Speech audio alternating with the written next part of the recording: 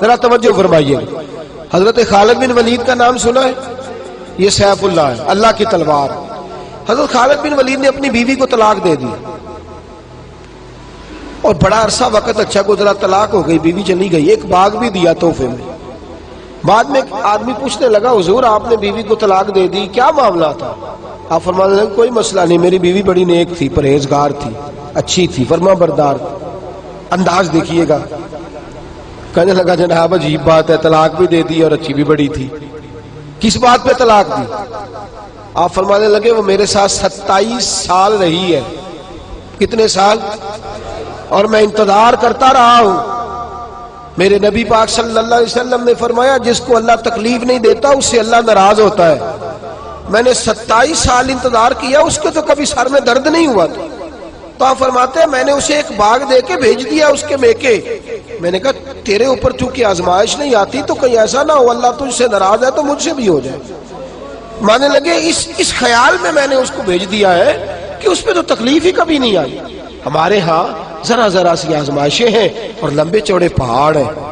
اور ایک اور بات سن لیں، آزمائشوں میں جو جینا سیکھ جاتا ہے نا، رب کریم اسے درجے بھی بڑے ہی عطا فرماتا ہے. جس کا دنیا میں کوئی سہارا نہیں نہ بنتا پھر اسے خدا کی رحمت آگے بڑھ کے سہارا عطا فرماتی ہے. اپنی زندگی کے اندر آزمائش سے لڑنا، تکلیف سہنا، ذہن بنا لے تکلیفیں آئیں گی، آزمائشیں آئیں گی، بیماری آئیں گی، مجھے برداشت کرنا. جس کے اندر برداشت ہے اس کا حوصلہ بہت بڑا ہے، اور جو برداشت سے آ رہی ہے وہ ختم ہو جائے. میرے رسول کریم صلی اللہ علیہ وسلم کی صحابیہ حضرت اسماء بنت ابی بکر صدیق، جناب صدیق اکبر رضی اللہ تعالی عنہ کی صاحبزادی ہیں، حضرت عائشہ کی بڑی بہن ہے. یہ وہی ہے جو غار ثور میں میرے نبی کو کھانا پہنچایا کرتی.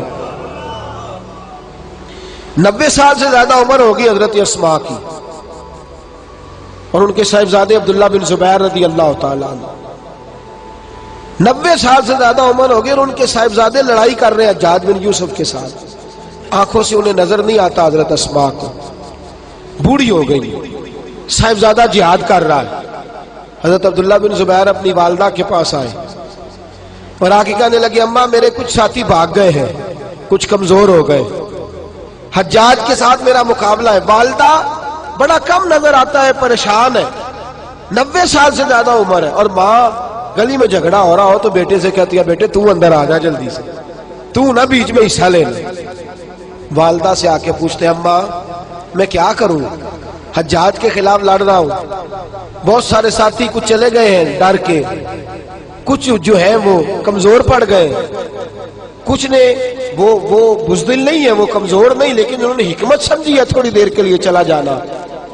ماں کہنے لگی بیٹے پہلے تو یہ بتا کہ تو حق پہ ہے کہ نہیں، دولت کے لیے تو نہیں لڑ رہا، اقتدار کے لیے تو نہیں لڑ رہا. کہنے لگے اماں قسم اللہ کی عزت کی میں حق پہ ہوں، میں فکر امام حسین کا وارث ہوں، میں ظالموں سے لڑ رہا ہوں.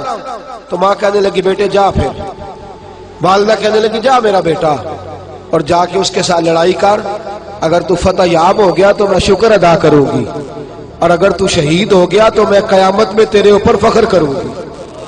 تو کہنے لگے اماں وہ بڑے ظالم ہے، بوڑھی ماں کا حوصلہ دیکھ، وہ بڑے ظالم ہے، وہ تو مسلح کر دیتے ہیں، ناک کان گلا کاٹ دیتے ہیں، اتنا سخت میرا دشمن ہے. والدہ کہہ رہی ہے بیٹے سے، 90 سال کی بوڑھی اماں کہتی ہے بیٹا بکری کو ذبح ہوتے وقت تکلیف ہوتی ہے، کھال اترتے وقت تکلیف نہیں ہوتی. تکلیف تجھے ایک وقت ہوگی جب تیر لگے گا، جب تلوار لگے گی.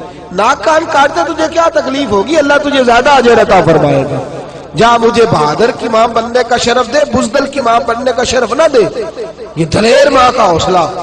یہ لفظ کیا کہ بیٹے کو بھیجا. حضرت عبداللہ بن زبیر لڑے، 14 دن تک آپ کی لاش لٹکی رہی، لیکن 14 دنوں تک آپ کے وجود سے خوشبو ہی آتی رہی.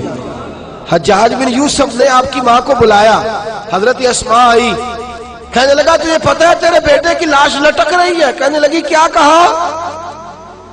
لٹک رہی ہے؟ ہاں تیرے بیٹے کی لاش لٹک. کیا کہتے ہو؟ تیرے بیٹے کی لاش لٹک رہی ہے. پھر بتا لو. تیرے بیٹے کی لاش لٹک رہی ہے. تو آپ فرمانے لگی شکر ہے اللہ کا، میرے بیٹے کی لاش لٹک رہی ہے، کہیں جھکی ہوئی تو نہیں ہے نا، کسی ظالم کے آگے جھک تو نہیں نہ گئی، کہیں اس نے گلا کٹایا ہے کہیں جھکایا تو نہیں نا, شکر ہے میں اللہ تعالیٰ کا. کہنے لگے تو مجھ سے سفارش نہیں کرے گی کہ اس کی لاش کو ہٹا دوں؟ آپ فرمانے لگے جس رب نے اسے شہید ہونے کا حوصلہ دیا ہے وہ اسے قبر کی اعلیٰ جگہ بھی عطا فرمائے گا. حضرت عبداللہ بن زبیر جنت المعلیٰ میں آرام فرما رہے ہیں اور سرخیل ہے وہاں کے مسلمانوں کے. عزیزوں, تکلیفوں کو آگے بڑھ کے وصول کرنا, ذرا ذرا سی بات پہ لوگ چیختے چلاتے ہیں, کفر بولتے ہیں, گھروں میں فوتگی ہو جائے تو کفر. حضرت جعفر طیار شہید ہوئے, حضرت علی کے سگے بھائی تو ان کے گھر کی عورتیں رونے لگی. حضور نے فرمایا جاؤ انہیں چپ کراؤ. صحابہ گئے, خاموش نہیں, پھر رونے لگی. فرمایا چپ کراؤ انہیں, پھر چیخنے لگی. تیسری بار حضور نے فرمایا نہیں چپ کرتی تو ان کے منہ میں خاک ڈال دو. انہیں پتہ نہیں جو بین کرے, سر پھاڑے اور اپنے چہرے پر اپنے ہاتھ مارے وہ تو میری امت میں شامل ہی نہیں ہے, تو میری امت میں شامل ہی نہیں. میرے عزیزوں, شریعت اسلامیہ حوصلے کی بات کرتی ہے, صبر کی بات کرتی ہے.